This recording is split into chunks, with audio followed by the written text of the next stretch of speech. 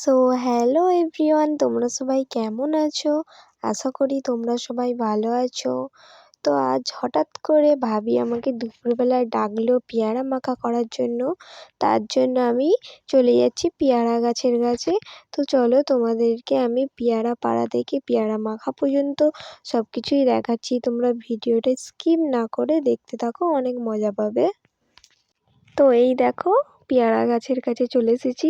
তো এখানে ভাবি পেয়ারা পাড়তে শুরু করে দিয়েছে। দেখতে পাচ্ছ কত বড় বড় পেয়ারা এখানে পেড়েছে। তো আমরা গল্প করতে করতে অনেকই পেয়ারা পেড়ে ফেলেছি। তো চলো তোমাদেরকে দেখাই আমরা কতগুলো পেয়ারা পারলাম। যেহেতু গাছটা বড় তার জন্য পেয়ারা পাড়তে খুবই অসুবিধা হচ্ছিল।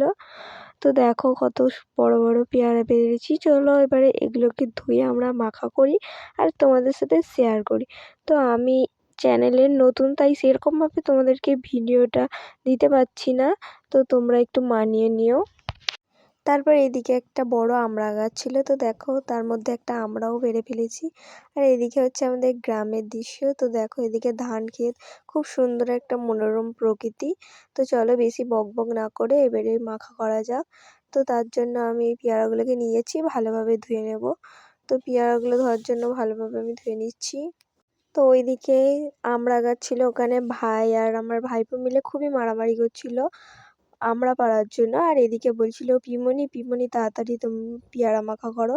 তো তার জন্য আমি আরও তাড়াতাড়িভাবে করছি আর তোমাদের মাঝখানে শেয়ার করছি। তো দেখো তোমাদের সঙ্গে কথা বলতে বলতে পেয়ারা আমার ধোয়া হয়ে গেছে। এবার আমি ছোট ছোট করে পেয়ারা সাইজ করে কেটে নেব।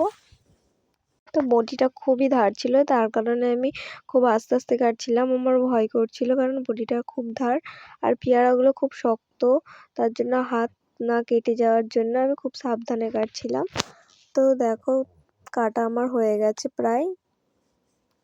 তো অবশেষে অনেক কষ্টের পর আমার সব কটা পেয়ারা কাটা হয়ে গেছে। তো তারপর আমি এর মধ্যে দিয়ে দেবো লবণ আর দেবো ধনে জিরের গুঁড়ো, লঙ্কার গুঁড়ো আর যে কোনো চাট বা মাখায় কাসুন্দি না পড়লে সেরকম টেস্ট হয় না, তার জন্য আমি দিয়ে দেবো কাসুন্দি। ওদিক থেকে সবাই বলছে যে ঝাল আর টক দিতে, যার কারণে আমি এদিকে তেঁতুল নিয়ে তেঁতুলের কাঁধ বার করে দেবো, যার কারণে টেস্ট হয়। তো সব কিছু মশলা দেওয়া আমার কমপ্লিট, এরপর আমি মাখিয়ে নেব। তো আজকের ভিডিওটা এই পর্যন্তই। যদি তোমাদের কাছে ভালো লাগে লাইক কমেন্ট সাবস্ক্রাইব করো।